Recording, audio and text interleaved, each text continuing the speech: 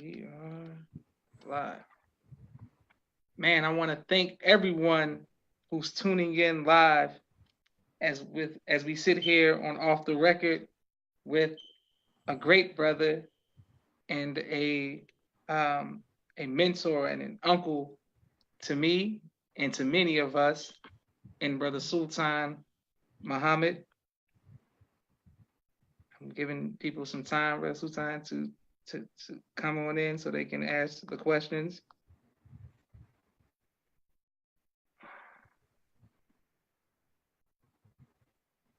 Okay, 1 second. Make sure that everybody's here.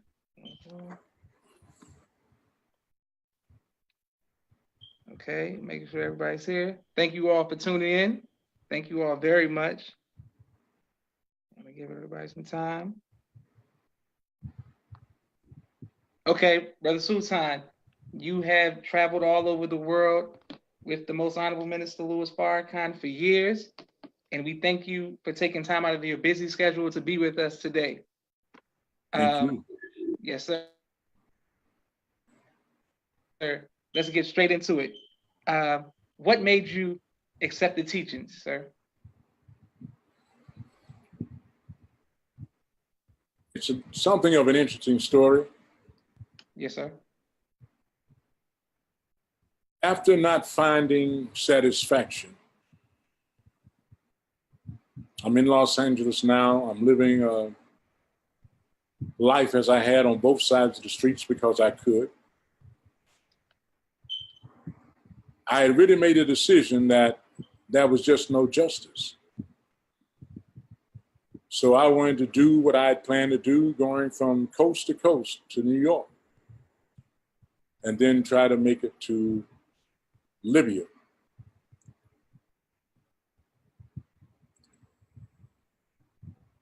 Then I was actually selling my last piece of jewelry. I had been living off my jewelry for about a year. I had the feds on me. I had others on me because they were trying to find out exactly what I was doing.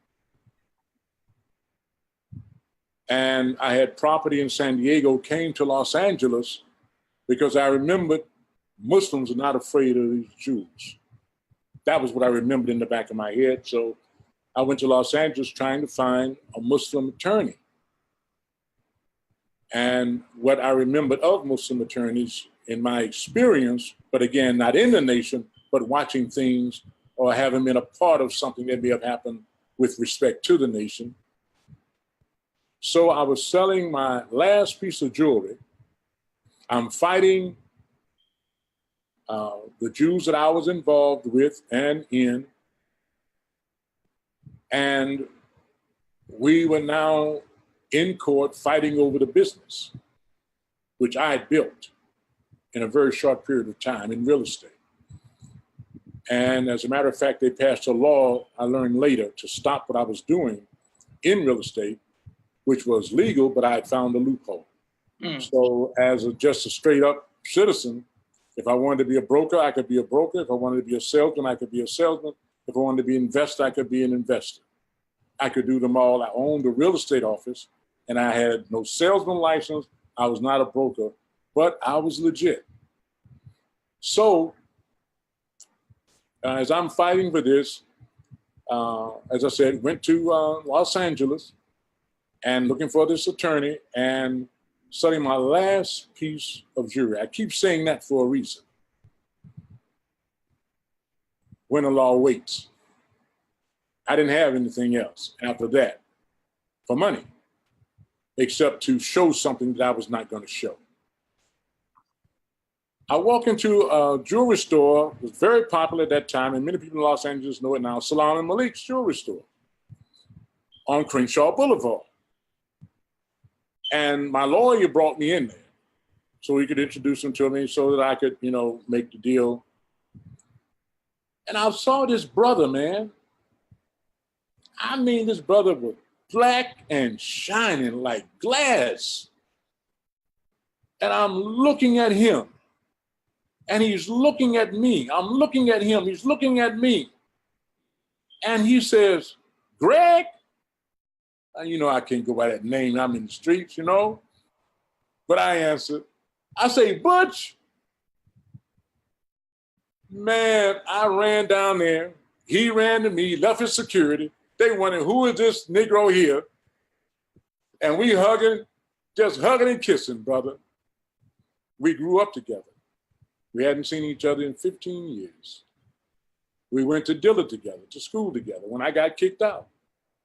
So the minister was speaking the next day at Ward AME Church in Los Angeles. And he kept saying, are you going to come? I said, yeah, I'm going to come. I'm going to come. So the next day I was there. Rolls Royce down. I was there. And I didn't really remember what the minister said, but I was ready because I had always said that whenever I get tired of doing whatever I'm going to do out here, I'm going to join the nation. And that changed me from the other idea I had going from coast to coast, doing what I was going to do, and then try to get out of here. So Brother Carter, he was sending for me, you know, they bring me to the mosque and they bring me to the, well, they were there at that time. They would bring me to the, and I just mentioned it to you a few minutes ago. But anyway, that was a brother by the name of Amin. And you know his father, you know his sons, Amin. And on the day that I was trying to decide whether or not I was going to go into the FOI house. So I left the, but Amin brought me from the hotel where I was staying in LA to the FOI house. I said, no, take me back to the hotel. He took me back to the hotel. Got to the hotel, no, take me back to the FOI house. He took me back to the FOI house. Get to the FOI, no, take me back to the hotel. 4 times. That's why with that brother, I loved him to this day. So when he brought me back that last time, I had 7 packs of cigarettes in my carton because I had cartons, you know. And he said, you can't bring that in here, brother. I threw that in the trash. I had something else. He said, brother, you can't bring that in here. I threw that in the trash. I had something else. He said, brother, you can't have that. They took me down the street and showed me a place to get rid of that. I went into that FOI house, and I've been here ever since. Wonderful, wonderful. Okay, so I want to be clear. The person who you saw that went to school with you was Dr. Khaled. Yes, sir. Okay, I didn't know that. Because you called him. I'm sorry. Yeah. Yes, sir. Yeah. So you went we to grew up college together when Connie was 13. Okay, I didn't know that. Yes, sir. And what did you call him? What was his name? Butch. We called him Butch. You know, okay. His name was Harold Van. So I didn't know anything. I heard now he was like Malik Rakadeen or something like that. At that time it was Malik Rashideen. You know, because we hear about each other, you know. And I heard he was in the nation, you know. But of course I didn't know what that meant, you know. And then that day I saw him and he told me he was with Farrakhan. And I'd heard about Farrakhan. All I knew is the only one that I thought knew anything or was about anything was Farrakhan, from what I had heard. So when he told me Farrakhan was speaking, what made you?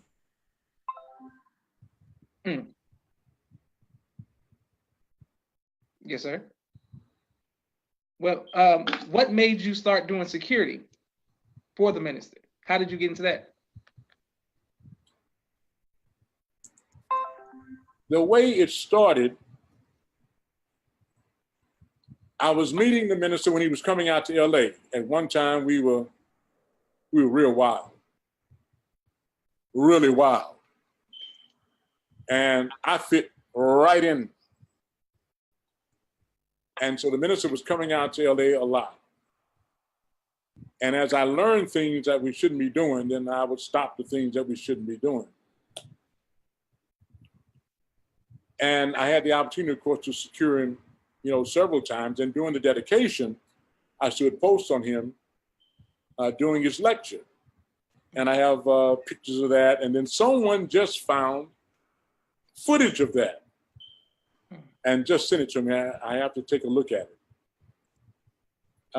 But I was always on detail with him when he would come to LA through Brother Khalid and whatever. And I was always fascinated by him. And I would see the brothers on security, and it was something, like most of us, that I really wanted to do. And that's why when I just ended up there one day, I had to think about the God, and now he had allowed me to do the one thing, really the only thing that I really wanted to do. And I did not see it with the best of perspective because I wanted to give my life for him and what he represented. I'd never met a man like that. But I kept watching him and scriptures, because as a young boy, I was very heavily, into the Bible. As a matter of fact, at 13, that was my Christmas present, my own Bible, which I have to this day. And I only had the pop guns, but I got that Bible. Yes, sir. So the way it happened, though, was kind of funny. Okay. I went to Chicago from from Phoenix, because I'd moved to Phoenix under Brother Jabril. And I asked the minister one day, he was there in Phoenix. And I asked him, I said, well, Brother Minister, I know we're building on the mosque. I said, I would like to go there and have a part of putting my hands on it, because I was looking at Solomon rebuilding the temple of his father, David. And I wanted to be a part of it. He said, brother, I just put the call out. I don't know who was coming. Boom, I was gone the next day. And so I came out here to Chicago, and I came out to work. And I really didn't know anything about labor, to tell the truth. Okay. And I was working with Brother Rashid and another couple of brothers who were carpenters, and they allowed me to work with them. When I came, I wasn't even thinking about getting paid. I just wanted to be a part of it. So I started working on the building, and all of the sidewalk that goes around the building, the sidewalk on the inside of the mosque, where we go from the mosque back to the school and all that. Yes, sir. And the fixtures that are out there, the cement, I had a part of framing all of that, all the way around the mosque. And so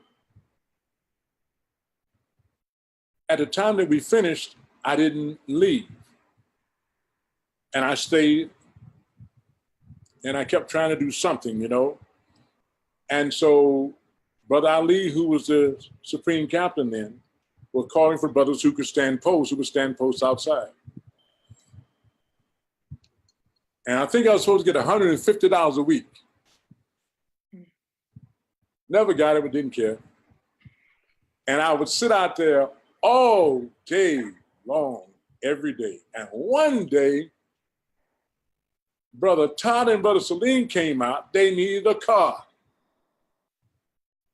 And I'm sitting out there in my car. They were getting ready to leave. The minister getting ready to move somewhere.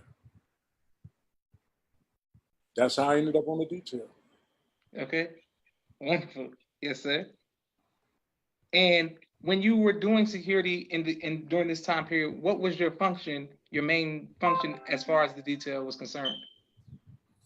When it started out, I would go, and wherever we would go, I would generally standing post on the cars outside. I would do whatever I was asked to do, And because at that time, before I came to Chicago, I won several awards every Savior's Day. I would win for either the Souvenir Journal. I won for the Final Call sales. And so you get to be known a little that way. And so we would travel to different places, I love that so much, because you run into all these people. And so I was happy to do whatever I could do. And then I can't remember the circumstance, but Brother Melvin, I think. But I have to say, first of all, your father is when we actually became on the team, and we formed the team. And Brother Melvin was, for something, I remember, he sent me up to the suite. So I went up to the suite, scared to death. And that's how it started in the suite. And with the help of the Honorable Minister Min Farrakhan, I set up a system over the years in the suite, and we developed a system. And people used to complain about how I would do, but you know who taught me how to do that? How to secure that suite? The minister taught me. He taught me about checking. He taught me about checking people. He taught me about, he had something to say about everything. He is absolutely the supreme of all security. Excellent. Yes, sir. Can you please inform us of some times where they may have been death threats or life or death situations? Can you please go into that? And that was a time we wouldn't talk about some of the things that would happen because we didn't want the brothers and sisters to be alarmed or whatever, or anyone to turn back. First we had to be the first one not to turn back.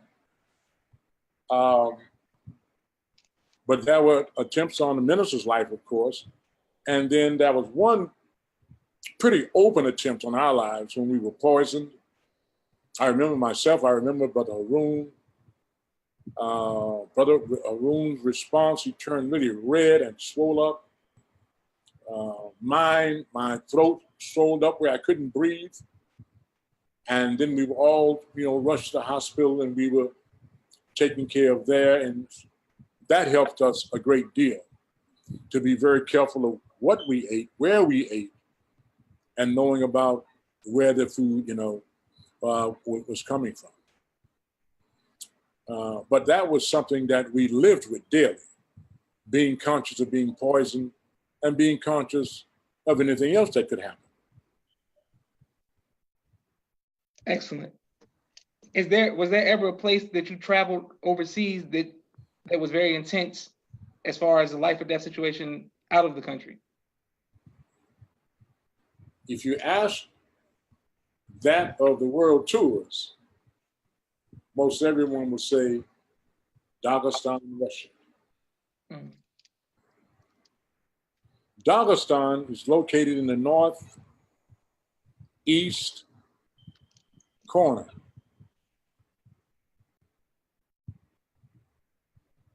northwest corner of the Caspian Sea, northeast corner of the Black Sea, if I have it correctly, or the opposite. What's beautiful about the maps that you see over there, do you know that they even have different maps? The East has a map, the West has a map that shows its advantage, the East has a map to show its advantage. But what we could see and what I could see, I saw why when they were pushed over into the caves of Europe by putting Muslim gods, as the Bible says, cherubims and seraphims, by putting them at the base of the mountain, you could stop them from coming back because they had no other way to get back because the Caucasus went from the Black Sea to the Caspian Sea. That's why they were so well locked in. But in that area called Dagestan, where we met the Muslims, pale but clean skin, white.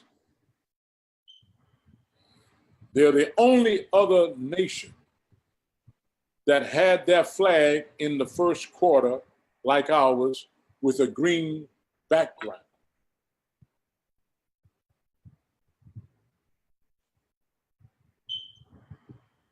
It was as if they had been waiting for us.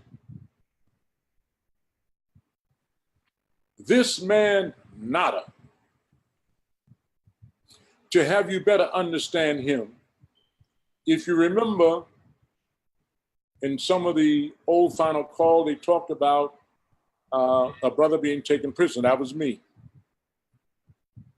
And we were in Moscow, and the minister had been invited to Siberia.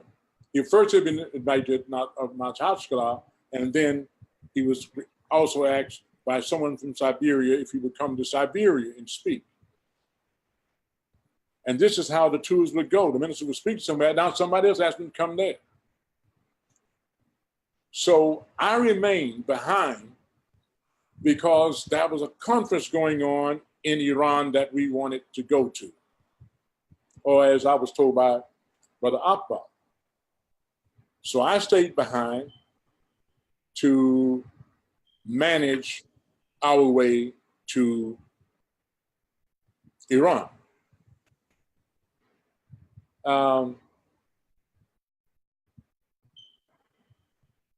What happens is that there are two, when they leave in the morning, I was having much difficulty making these arrangements. So I knew something had to be going on. And so at a certain point, they kept asking me if I would come and go to Juma. There were 3 Russian Muslims left with me, of which at least 2 were double agents. Mm. They had told Brother Akbar that I would be able to leave by 4 o'clock that day and meet them in Makhachkala. However, we end up going to Juma, leaving there, going to the downtown, because you bought your tickets downtown. You didn't buy them at the airport. And then finding out that the last flight left is 4 o'clock. The last flight left at 2:35. So now I'm stuck in Moscow. The beauty of it was that I also dealt with, the incidentals and things like that, and I was out of money. I told Brother Leonard, I said, Brother Leonard, look, I'm gonna need some money because I'm out of money, and I'm gonna have to stay here and do this work. So he had 92 rubles on him. And he gave me the 92 rubles. Well, after I missed the plane, I had to find a hotel. So the brothers were taking me, they weren't paying for it either. That's how I knew they were agents. At least 2. Yes, sir. So they take me to a hotel and they weren't paying. I had to pay. The cost to stay overnight was 92 rubles. Did you hear what I just said? Yes, sir. The cost to stay was 92 rubles. So I saw God all up in it. And then later that night, I had called back to the palace to try to leave a message just in case they're looking for me, because nobody knows where I am. I don't know where the hell they are. We act like we in the States, well, okay, you go to LA, then you meet us over here in New York, and then we'll settle down in Atlanta and do our meet up there. That's the kind of thing it was. So what happens is then I missed the flight. I tried to call back and I left a message. I thought I was being real smooth, I said, look, has Brother Akbar called here to the palace trying to see if I called? No. I said, okay, I'll tell you what. If they call, tell them I'm still in Moscow, okay? Everything is fine, I'm still in Moscow, because I didn't want them to worry either. So then I get a call in the room saying, oh, would you like a massage? I said, oh, yes. Who called? No, would you like a massage? Oh, I said, oh, no, not today. Not today. I laugh about it today because of what my reaction was. No, not today, you know. Yes, sir. But they had sent this woman up, and one of the fairest of, white women I'd ever seen. And the idea was they wanted to know, are they Muslims or not? So anyway, the next morning, I get past that test. The next morning, I'm at the airport. We finally get a ticket. I finally get a flight. It's cold as hell. Moscow makes Chicago like Miami. And I'm freezing to death. You got to walk outside to get the plane. So then we get to, finally I'm on the plane, and the plane is to Dagestan.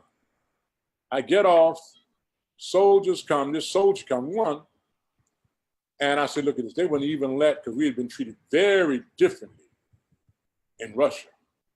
They wanted the minister out of Russia. They tore Russia up. So when I get to Dagestan and the soldier comes out, I watch all the people walking into this building, into the airport. But they take me to this room, to the left. And so eventually, I find out that, they tried to tell me that my delegation is in Iran. But that was to let me know they knew why I was still back there. They were intelligence. They let me know that they knew every move that I made. Make me no damn difference, Okay, so yeah. And then I finally saw the manifest on the table. I said, they're not in Iran. Then I saw the plane too. I said, they're not in Iran. The plane is there, and I see the manifest here with their names on it. I said, where's my detail?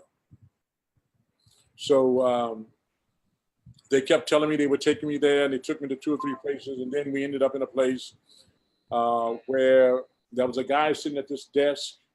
He had on a uniform. The other 3 or 4 on each side, they had on civilian clothes. And so at that point, I realized I was being interrogated. But I thought they were police. I didn't know who the hell they were. So after a while, man, I just said, swallowed it all. And I asked to God, oh Allah, you would take the fear from me and put it in my enemy, cast it into my enemies. He did. Then they called for this translator, female. And as they asked me questions, I turned to her. I said, ask him if he has any children. The bottom line was I started basing that woman in front of them. Meaning, not only do I have no fear of you, I don't have respect for you for what you're doing. So once that happened, I then asked him, I said, look, am I under arrest or not? If I'm not under arrest, I have a number here to call. So the guy in the uniform, he calls the number. When he calls the number, you ever watch a man turn punk on the phone? I'm looking at him, and this man is turning a stone cold punk on the phone. So I'm wondering, who the hell is he talking to? It's the number I gave him, though, So he passed the phone to me. I said, Assalamu alaikum, this is Brother Sultan. Brother Sultan, where are you, brother? We looking for you, brother. I'm ready to say, who the hell is this? I said, I'm at the police station. Police station? Put the police on the phone. So I passed the phone back to him. Now the man looked like he's sitting there waiting on himself. I'm serious. I don't know who the man is on the phone. So he passed the phone back to me again. He said, pass the phone to the translator. So I passed it to the translator. She said, he said he'll be here to get you in 10 or 15 minutes. Brother, I said, I heard what he said. I took the phone back, gave it to him. Brother, all of a sudden this dude is over here. Oh, Brother Sultan, they were bad a while ago. They were bad. They the baddest dudes on the planet. They were, Soviet security. This is Soviet intelligence of the highest grade. Now the man is sitting there talking about, we just wanted to know about Farrakhan. I said, well, he was here. All you got to do is ask him whatever you want to know. He'll tell you. Just ask him. I told you that already. But brother, he sounds up. So next thing I know, here come the passports. I didn't even see they had gotten the passports. Man, they're taking me downstairs. They're rushing me out of there all of a sudden. And so they take me downstairs. They put me in a car.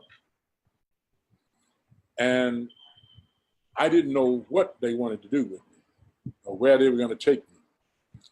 But my prayer was, as a God is my witness, I asked the Lord that if they were going to kill me, that he would allow me to kill at least 2 or 3 of them. And tell the minister, and tell the brothers, and tell the sisters that I died fighting. Yes, sir. Yes, sir. That is no lie. That is knowing that only on Allah can we rely. Yes, sir. Yes, sir. It's not about me. It's about the God that I believed in. So they finally took me, found where the detail was. They took me there. They dropped me off and got rubber getting out of there. And the minister and all the brothers, when I went in, I saw them, and I'm going up the stairs, and I could feel these people behind me as I go up the stairs. They're all upstairs, and the minister's right here at the table, and I could feel these people looking behind me. So when I got up, I looked back, and these were older white Muslims, women. I'd never felt, not white Arabs, any white people, anyone, what I could feel. I'd never felt white people, but I felt them. And I felt their joy. But now the God is bringing up something else of what I had learned. So anyway, I started to tell the story, then Brother Akbar comes and gets me. And so he takes me around to the other side of the stairwell, and now he's going to introduce me to the brother. He said, Brother Sultan, this is Brother Nada. This is the brother that they talked to on the phone, that you talked to on the phone.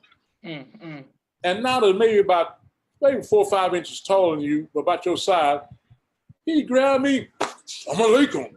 I said, you better let me loose, you know. But I could feel him. And these were, brother, the best Muslims that we ever met. Now here's life and death. Brother Akbar said, Brother Sultan, do you know who this brother is? I said, no, sir. Brother Nada. He said, you know when the Russians went into Chechnya with 250,000 troops and no one was in the city?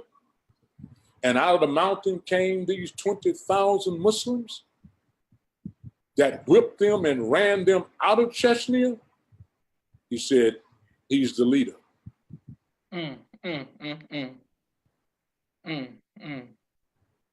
He is the leader.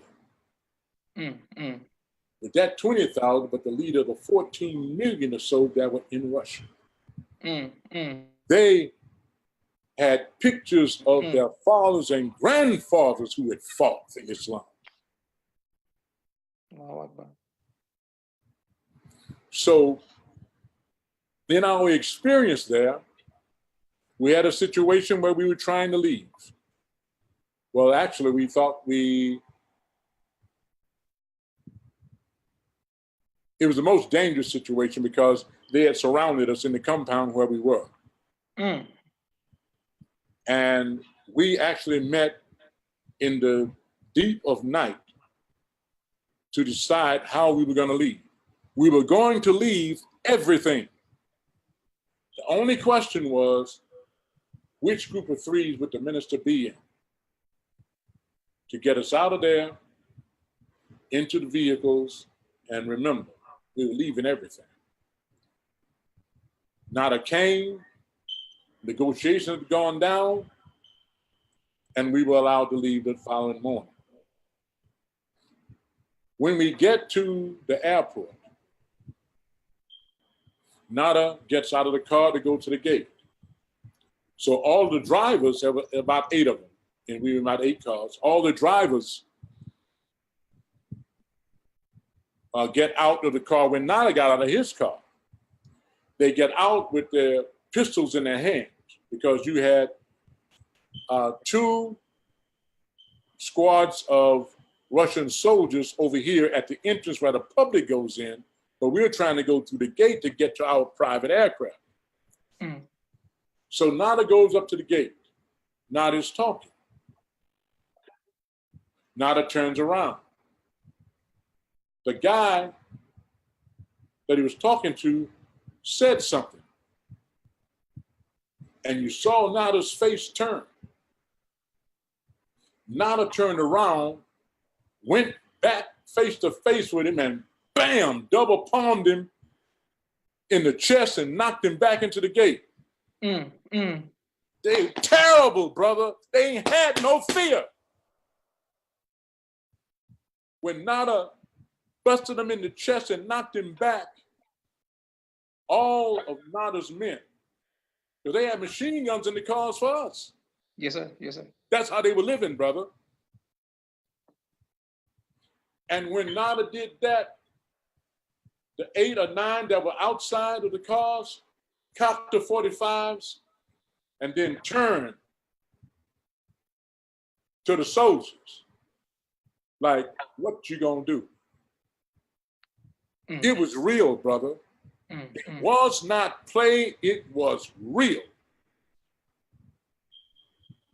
And of course, when they get out of the car, they take the keys. So ain't nobody gonna drive off. Because his men have the keys. The one that step out of the car, they had keys. So we finally settled. They said that if Nada would leave, they would allow us to leave. Nada left, it still took a long time, you know. And what happened was, that was a misunderstanding of what they were saying. And we went to make one move, and all the soldiers cocked their rifles, so we knew that, we must misunderstand. But that was I think the most serious, because these people were at war at the time. They did not play. They were, in fact, Muslims who loved obedience to God. And I thank Allah for that experience of meeting men like that. And they are the best Muslims I have ever met. No, we're not anti-white. Excellent. So these were white Muslims that had the same star and crescent as us, but the difference was it was green background instead of red. Yes, sir. And they were in that corner of, if you remember, we in our teaching, that there was a group who thought that they were just like us. They have remained in that area under Islam 6,000 years. Isn't that the history that you were taught? Yes, sir, that is. Yes, sir. Yes, sir. Oh, shoot. Did the minister ever return back to Russia since that incident? No, sir. As a matter of fact, which brought up another situation with Brother Nada. Oh, I forgot to tell you. Nada actually, when he was introduced to me by Brother Akbar, and I did want to know whatever the hell he told him, I saw that man turn punk.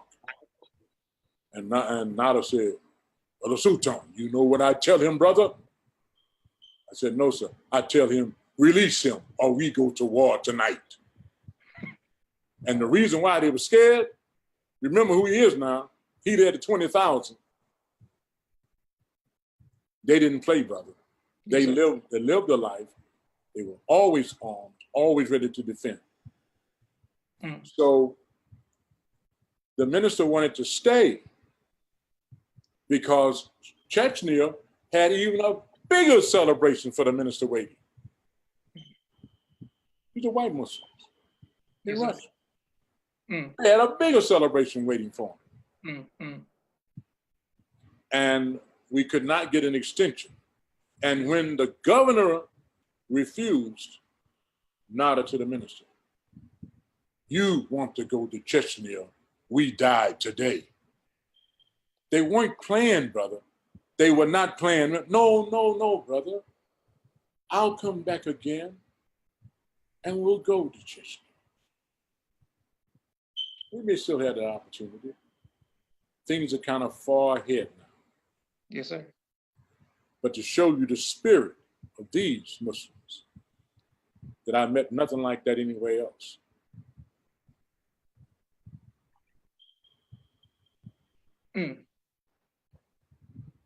Excellent.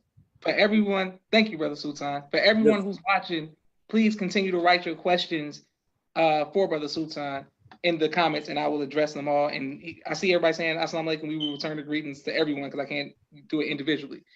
Brother Sultan, when did you receive your holy name, and what was the circumstances to that? Okay. Well, I got all these stories. Okay. 1982. I was 82, 83. 1982, 1983, during Savior's Day, myself, whose name was Greg Mathis, and another brother whose name was Torrance Mathis, martial artist, both of us had won something, and I didn't know, you know. So I left Savior's Day. I went to Boston to see my wife, and now I'm on the way back.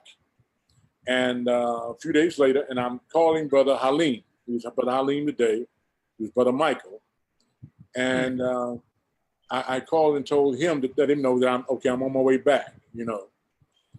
And so he said on the phone, I said, Brother Michael, this is Brother Gregory 2S. He said, okay, yeah, Brother Muhammad. I said, no, sir, this is Brother Gregory 2X. He said, okay, Brother Muhammad. I said, Brother Michael, I'm trying to let you know that I'm coming back. Yes, Brother Gregory 2X. He said, okay, Brother Muhammad. He said, brother, you don't know that you're Gregory Muhammad? I said, no, sir. He said, you got Muhammad. Because at that time, we used to have telephone conferences. Yes, sir. And hear the minister. He said, brother, you got Muhammad over the radio. Brother, I lit up. And on the way back, I stopped in Chicago, and I just wanted to tell the minister and just thank him for the name. Behind all of it, I wanted a name. I wanted out of this name. Yes, sir. And so I asked if I could go up and see him. He allowed me to come in and see him, and he said, oh, brother, I have a better name for you than Gregory, too. You know, but hell, I was so happy. I kind of felt like Baby Huey, you know? Yes, sir. You know, this big old Baby Huey. And didn't know how to act around the minister. I know I acted like a little child. And so I'm so happy, Muhammad, I left. And then this is all the same year. So this is 1985. Because, no. That was 83 when I got Muhammad. But now we're in 1985 and we're doing the forum. That's when we had the 19,000 in LA. Okay, yes, sir. All the different things that we went through, all the fighting we went through, and that's when they started the chant, we want Farrakhan, how do you want him dead? And we packed it, brother. 19,000. As a matter of fact, it also shut it down. They never held anything publicly again. And Jerry Buss, he was angry because his secretary had allowed us to come in, and she didn't know what to do because she couldn't get in contact with Jerry Buss. So it was Brother Wali and I who was there negotiating. So we told the secretary, she said, well, she'd have to wait, right? But anytime, you know, and I don't mean this offensively, but anytime, brother, we saw that a Jew, we had a check for cashier's check for $7,500, and you take a check for $25 for the fire department, something's wrong. So we asked her to go and get us a contract and just show us, how the contract goes. So she went down the contract and, well, we don't need this. No, you gotta have it, And no, you don't need this, and no, you don't need that. We go down, we get to the end. I said, okay, Brother Waleed, we can do this. Go ahead and sign it. Signed it, gave her the check, got up. We had a contract. And brother, the next day, L.A. was up in arms. Farrakhan coming to the fore. They raised so much hell. They were trying to make Bradley the mayor denounce him. They were making all the blacks denounce him. That's how they come. They wanted everybody to denounce Minister Farrakhan. So, and it's always because he's what? Anti-Semitic. He's this, he's that. I'm saying that for a reason. I'll come back to it at another point. Yes, sir. And so we hardly had to pay for advertising. That's when we learned about every knock is a boost. That's how we learned about it right there in LA. They raised so much hell, we didn't even have to advertise and packed it. So that night following the forum, a brother had come downstairs. I'm downstairs in the lobby of the hotel. Brother comes down, he wanted to go get some film for the camera. He had to go get film for the camera those days. So I took him to a store where he could get the film. We come back. He said, well, brother, why don't you come on upstairs?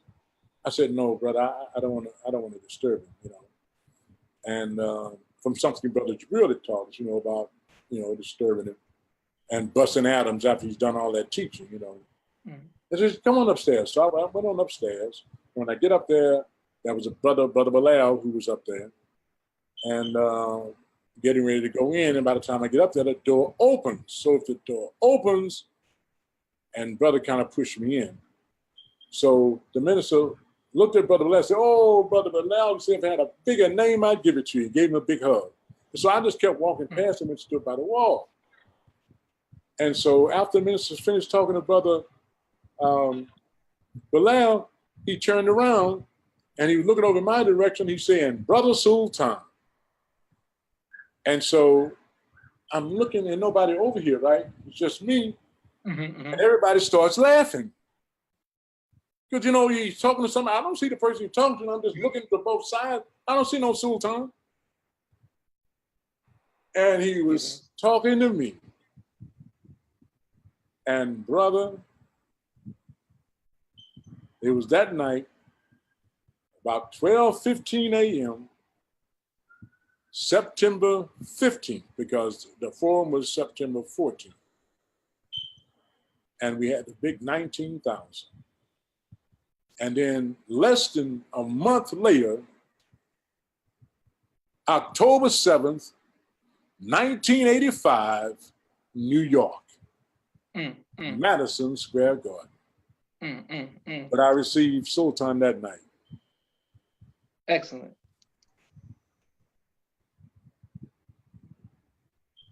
Okay, Brother Sultan, Sister Naima says, this is a question from the Facebook Live. How did you balance traveling with the minister and spending time with your family? Sister Naima, I was very ignorant in the beginning. That was a day, I think it was Savior's Day 82.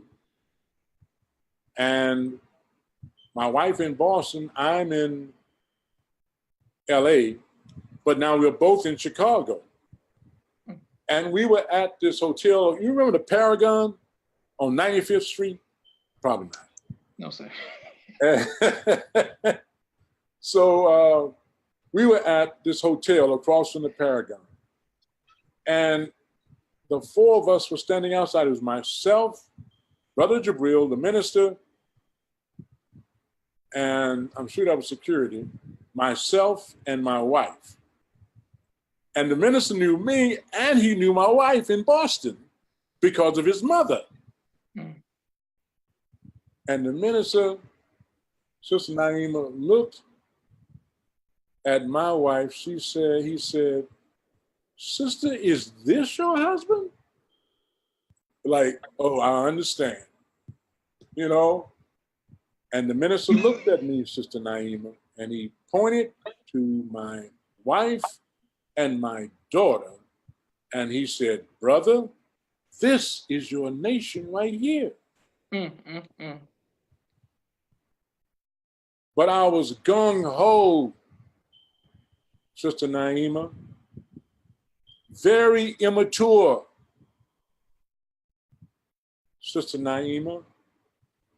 And I'm looking at putting my life on the line that my family would be protected also. I didn't understand, Sister Naima, what he was saying to me. I understand now.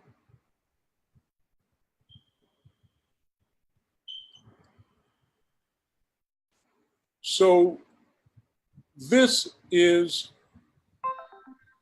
learning to balance.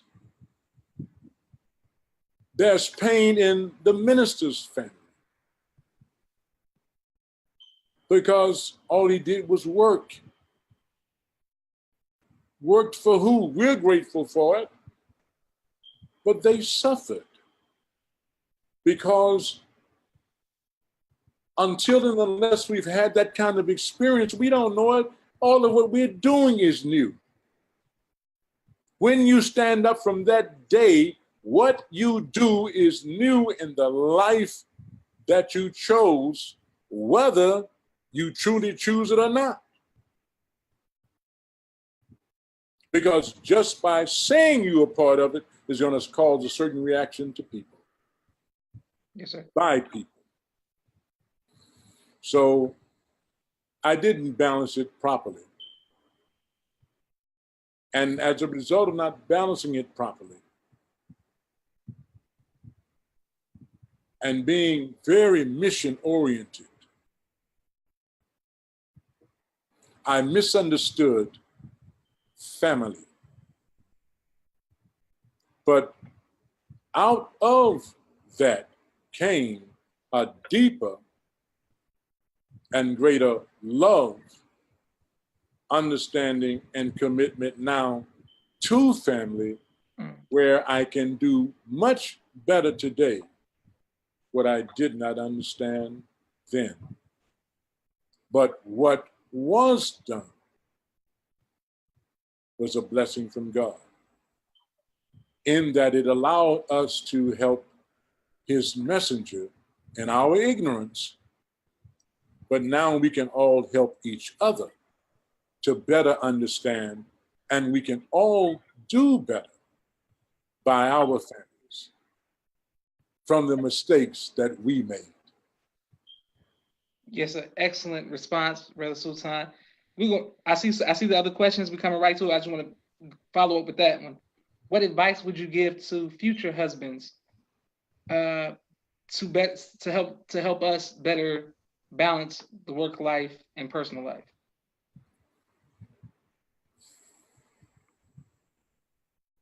The Honorable Minister Louis Farrakhan, yes, sir,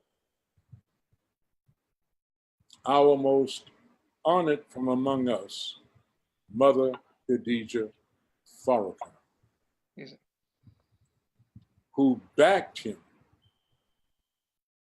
all the way to the best of her ability. It is best for us to choose someone who loves the mission, because we will be tied to the mission. But we have to learn how to manage our family. A good example of family management is Brother Rashad.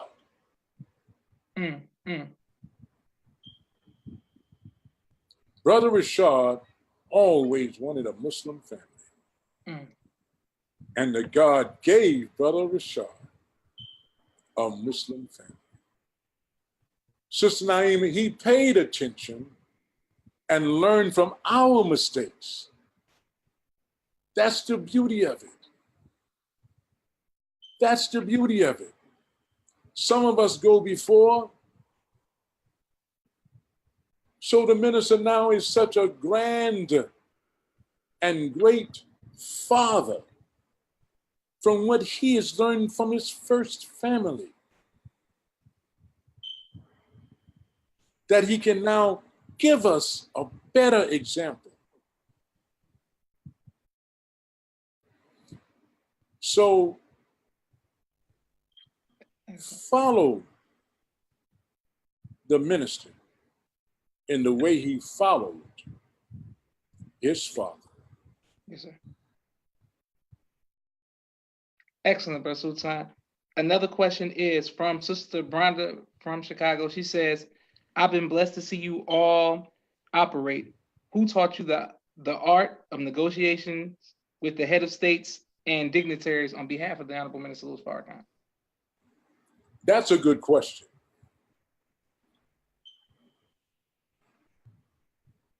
In the streets,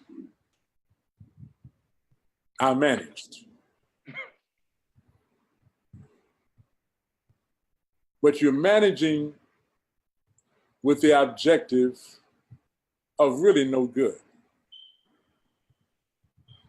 But you learn people. God is working with all of us all the time, and we don't even realize it. Because he was going to take something that I used out there, add to it integrity, and then allow it to be used to accomplish what was needed to facilitate his servant. I never used the word security. Because I know who his security is. Yes, sir. His security is the same security I got. When he got on the plane, I got on the plane. That's what this security here did. Because this security here trying to get up under his security. Yes, sir. We are facilitators. We facilitate for the man of God. What a wonderful, wonderful way to see ourselves in reality, because all of us are facilitators. That's what we do. We are facilitating to arrive at the objective of what? Our people. So what gave me the advantage, Sister Brenda, I always thought that my advantage was if he asked for it, the God was going to make it where I could get it. Now, I didn't feel that way necessarily about myself, but if he asked for it, I know that God is behind him. Yes, sir. So I go after it, hands, feet, whatever. You are not going to deny his request.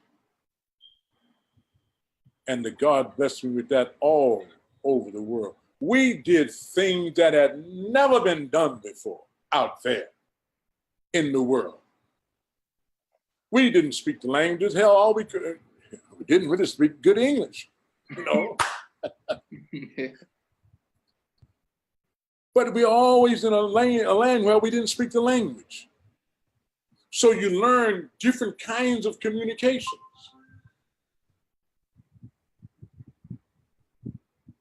We really don't know who we are, Sister Brenda, because there's a little doubt. But if we would get up and start practicing, like the minister said, just take a little thing. Start with little things. But what made me so successful, Sister Brenda, I always felt that God would grant me the success of anything he asked me to do. So when he asked me, I'm just die hard after it. You are going to give it up. There's only one time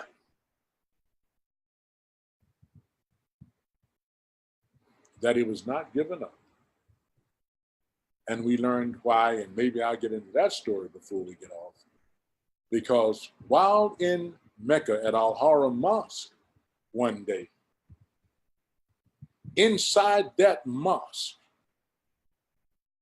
the youth tore down a petition that blocked them from Minister Louis Farrakhan in Al-Haram Mosque. They tore the petition down, yelling, Farrakhan, Farrakhan, Farrakhan, Farrakhan. That was in Al-Haram Mosque in Mecca.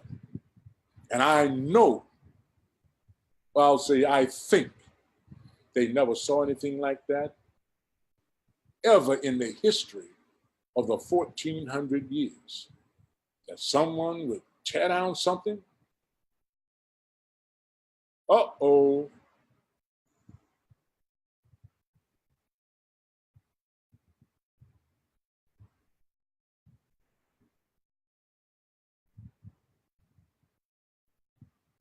There we go. I was patient. Okay. Yes, sir. I just want to make sure we're still on Facebook. Okay.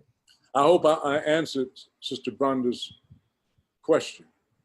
Because if that's the Sister Brenda Yes, sir. I know, yes, sir. I would not want to be on the other end of her trying to get something done. Didn't get that done. Yes, sir. Yes, sir. Okay. And another question is, oh no, this is what we spoke of earlier. Could you please discuss the situation with the brother who was in drag who wanted to hug the minister? The brother who was in drag. In drag. Yes, sir. You know, I had the wonderful opportunity to see, after what we're going to talk about, the minister out in the streets of New York, you know, yes, back in the day. So when the minister went out in the streets in Chicago, that was nothing new for him. Mm-hmm. And I told you about one situation where there were many situations. But the one that I told you about was where there was a sister who was standing back in the back, her hair was all over her head. And the minister saw her and he said, "Sister, come on up." And she said, "Well, I want to come up, but you know, I was just in a fight, so my hair's all on me." He said, "Oh, sister, you look beautiful to me." And how she ran up, oh man. And when they fall into his arms, it's like, and some of them would say it, "The father I never had." Now we're on the west side. We're standing in front of this famous shoe shine parlor. And the minister is talking to people and shaking hands, and this brother walks up. The brother's in drag. He's got on a skirt, and his shirt is halfway opened, and probably lost his wig somewhere. And brother had bumps and things on him,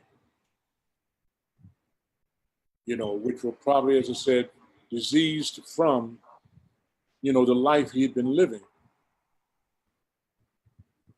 And he just looked at the minister. And he wanted to hug him. He asked him if he could hug him.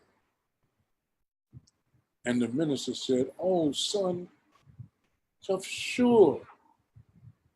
The minister took this diseased brother into his arms and hugged him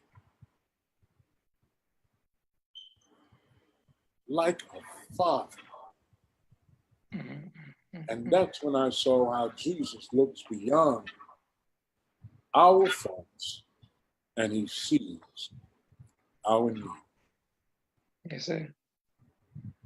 So, Brother Susan, are you saying that the minister didn't judge a man who was in drag? He didn't judge a sister who I can tell you, who had her hair messed up and seemed to be looking a little crazy. He doesn't give a damn yes, what sir. we're doing. He believes that we are the people of God, and he goes after the people of God because that's his mission. So, yes, that's what he sees. Excellent. I just want to get that straight. I know the eye of Jesus. I have seen that eye. So, Yes, sir. Thank you for that. Brother Michael Muhammad says, I'm gonna go back. I got a lot of questions. Hold on. Brother Michael, I saw you in there. I'm gonna get you one. Brother Michael said, what are some of the needed qualifications to travel with the minister? The same qualifications of being a Muslim. Mm. Integrity is always number one. Integrity is where we have our biggest problems. Because I'm traveling with him doesn't mean that I have integrity. Mm-hmm. I want it. I want to display it. But the qualifications is that we end up in a certain place at a certain time. And then you try to answer a particular need, as it was with me. I happen to be outside on post at least 12 hours a day when I come to Chicago. And one day, Celine and Tyler came out and they needed my car. Well, you got my car, you got me. Yes, sir. And that was how it started. Excellent. Brother That Michael, was the qualification. I happen to be, by God's permission, in a certain place at a certain time with a certain need. Excellent. You explained the Ariana Grande hugging the minister at Aretha Franklin's funeral. Could you please explain that to the people as well? Oh, man. The beauty of it was that I had to hear about it because we can only see from a certain angle. If you notice, you never saw us. Yeah, I think you can see Brother Donald, but we are generally a little bit farther back, and I'm out in front on the first row. But she performed, and everybody saw what she had on. I'm telling y'all, man, he don't see that. He don't see that. That's not what he sees. He's looking at the people of God. So all they talked about the other leading pastor who was arms got too long. He was trying to see how far God's hands could go. Yes, and the minister looks at her, she looks at him, and the minister hugs her. And he sees this woman out there. He said, "Sister, is that your mother?" She said, "Yes." He said, "Mother, come." And he hugged them both. Mm. Beautiful. I mean, brother, to witness what we witness is a blessing, and we are responsible for it because all of us, Brother Josh, yes, sir, have witnessed this man. Yes, sir. He is a witness in and of himself. He really don't need any of us because the God already defends him. Yes, sir. In the 53rd Surah. God came to his defense. But yes, sir, that's another story. Go ahead. Yes, sir. Thank you, Brother Sultan. Brother T. Farrell Muhammad says, have you seen the wheels up close? No, sir, I have not. The most that I have seen, my dear brother, there was this man, Juan Carlos, whom Mother Tinetta knew. This brother had all kinds of pictures, including the most impressive picture to me, that one of the wheels were down so close that you could see the orange, it was at night, the orange in the black paint. You know, I mean, the reflection, you saw the orange light on the hood, on the tank of the car. I don't know why Allah blessed him to see so much, but he has. But I have seen I have asked them at times if they would move so I could see them. And it'll happen every now and then. And then I watch it happen as I turn away, then I see it shoot out, you know. Mm-hmm. But what I know is that the science and technology of America shot ahead of all the major European countries, which are much older than America. After 1930, with the announcement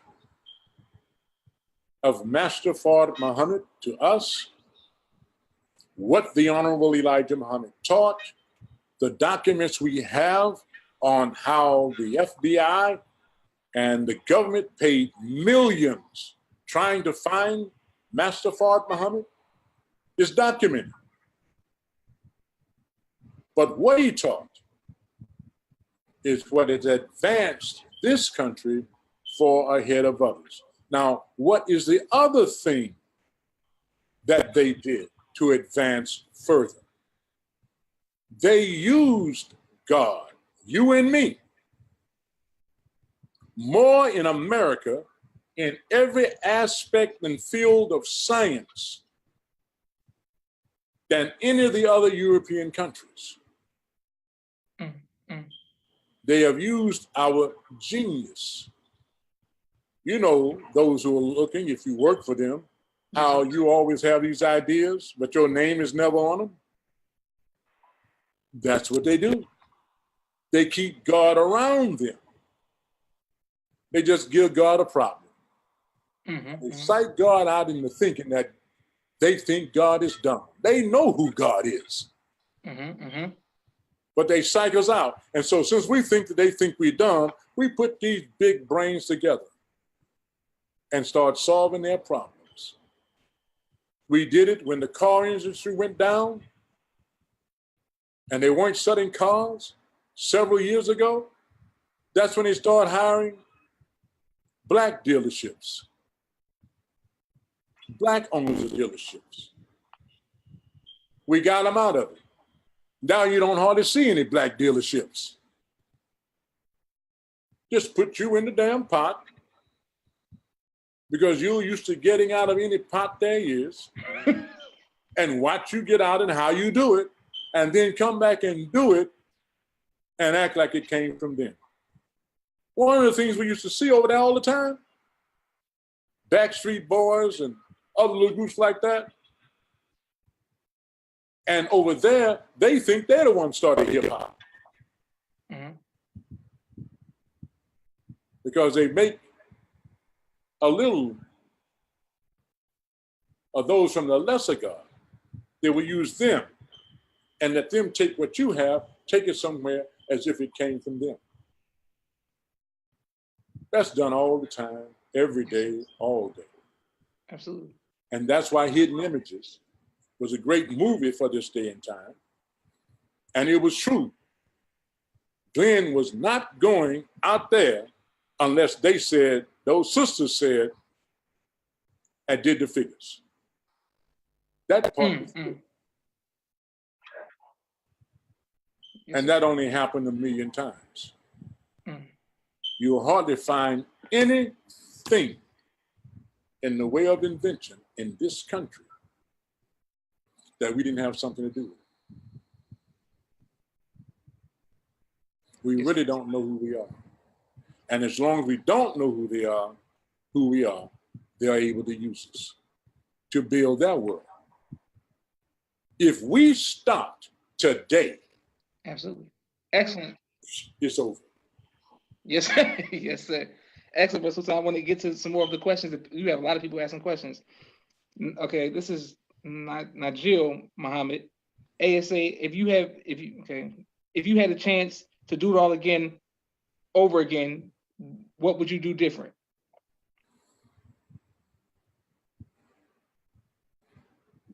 Listen more, talk less.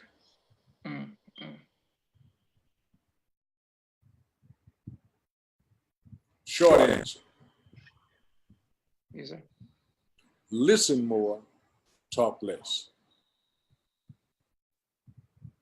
Excellent. Yes, sir. Brother Abdul Kadir Muhammad says, I love you, God. He was on the doorpost for the minister for over 8 hours. I didn't know it was the minister's door. However, I hadn't talked to my wife at that time for over 12 hours. I knocked and told you that I hadn't spoken to her, and I wanted to make sure she was okay and to let her know that I'm okay. And you let me come in to make that call. A true brother that I will never forget that. Love you, sir. Oh man, come on, I can't hear nothing. Thank you very much, my brother. That's very touching, very touching. And I thank Allah for having allowed me to do that for you, that I could hear that again today. Thank you. Excellent. Brother Akil, former regional captain, says make sure he sends the greetings to you. A lot of people are saying send the greetings. Brother Benny, who sends the greetings. Okay, here's a question, Brother Sultan. What was your function during the Million Man March? Well, as most of you probably know, I had been in the suite for several years. Yes, sir. I don't know what function you mean at both that and security. I served, as security. I ran a lot with Brother Sharif. I was blessed for this one incident I'd like to tell you. When the head of their security at the Capitol, brother, came to Brother Sharif, and Brother Sharif can probably give more exact words, but I remember him saying, we cannot control your men. We see that they will only follow your instruction. So we're going to turn it over to you.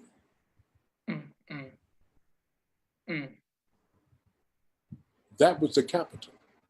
Security. Yes, sir. Yes, sir. Speaking of Brother Sharif and like the 90s during the account executives, can you please explain to people what an account executive was and what was your function as far as that? Oh man, that was one of the really wonderful parts. What we did was we divided the country into regions, and we had the Southwest region, still have them, Southwest region, North, the East, the Central, the West, and we worked with the regionals, or the people they assigned to us, in trying to encourage and increase the sale of the Final Call newspaper. And I think that when we were doing it bi-weekly,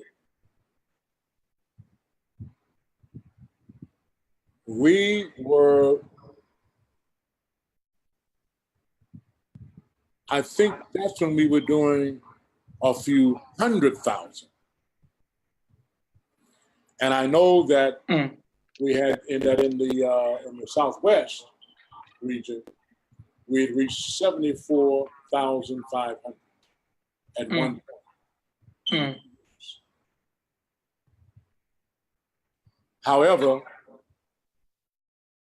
70,000 of those papers were still in the cars. No. It wasn't that bad. It wasn't that bad. But we were really moving, and I think because of the inspiration and competition, it was good for us, and it was. Because we were really competing with each other then. We really wanted to get the Final Call out. And we got the Final Call out. And it helped us in our interactions with our people in the streets. But now our people in the streets are calling for that again. Where are the brothers? That's a very bad call. Yes, sir. Yes, sir.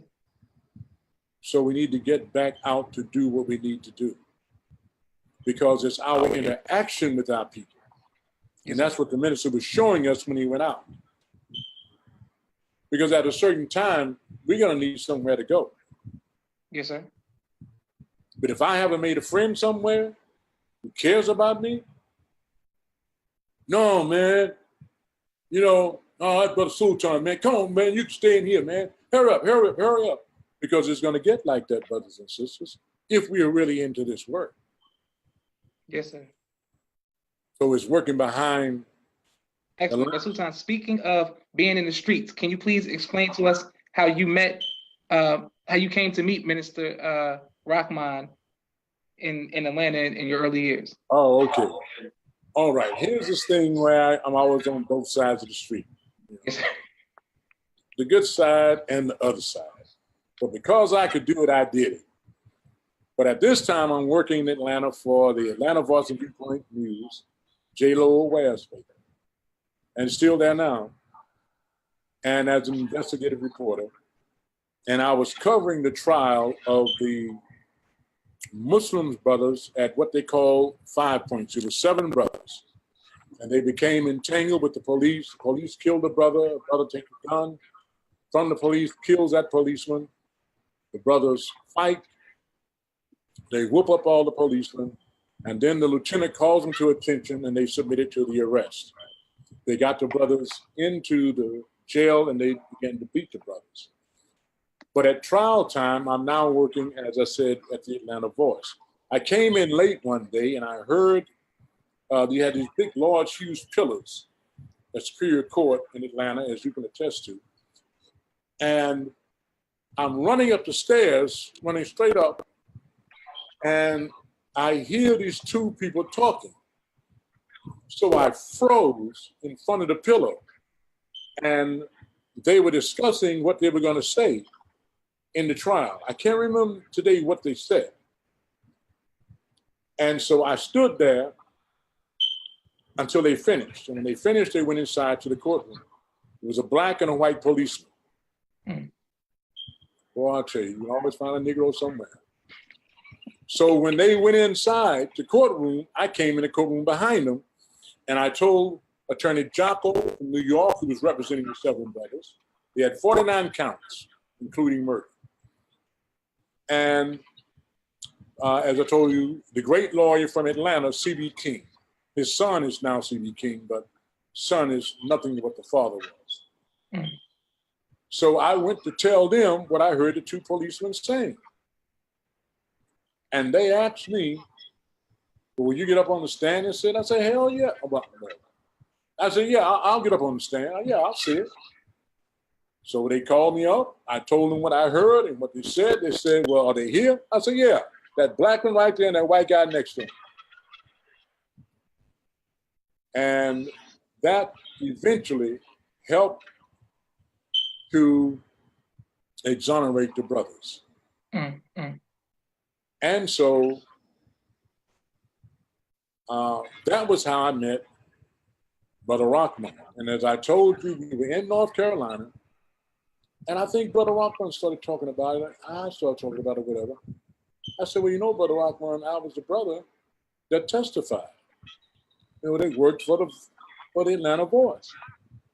I said, Greg Mathis. He said, what? And as I said, every time I see him now, he starts talking about that circumstance and how Allah had allowed me, that's how I remember it, how Allah allowed me to testify to get those brothers free. And I think that's why he allowed me through all the years until I finally came in 7 years later, in 81, to live through some of the things where I faced death a lot of times in my madness. Excellent. Well, thank you, Brother Sultan. And I want to thank everyone for tuning in and asking your questions. And Brother Sultan, thank you very much for taking time out of your busy schedule to come have a conversation with me and with all of the people from social media as well. And we want to thank you very much. And when I put it on YouTube, I'm going to send it straight to you. Say one thing? Of course. You know, brothers and sisters, I want you to know that I was very, very, very nervous. The more we value each other, the more careful we are about what we say in front of you. And you want to say that which will help lift the spirit and lift us up to work, including myself. Yes. So I am honored, especially to come to people, brother, who listen to you and who watch you. I have the greatest respect for you, brother. I have respect for you as well. I am so in love with our great soldiers, male and female alike. Y'all young people, man. Darren, I'm telling you, y'all always doing something of good.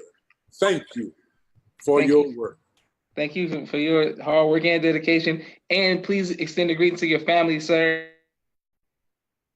Thank you, my dear brother. And please tell them we thank them for their sacrifice as well. Yeah, yes, I will. All right, thank you all for watching. And Brother Sultan, I'm going to send you the link once I put it on YouTube. Yes, sir. Okay, thank yes, you. Sir. Yes, sir. Assalamu alaikum. Wa alaikum salam.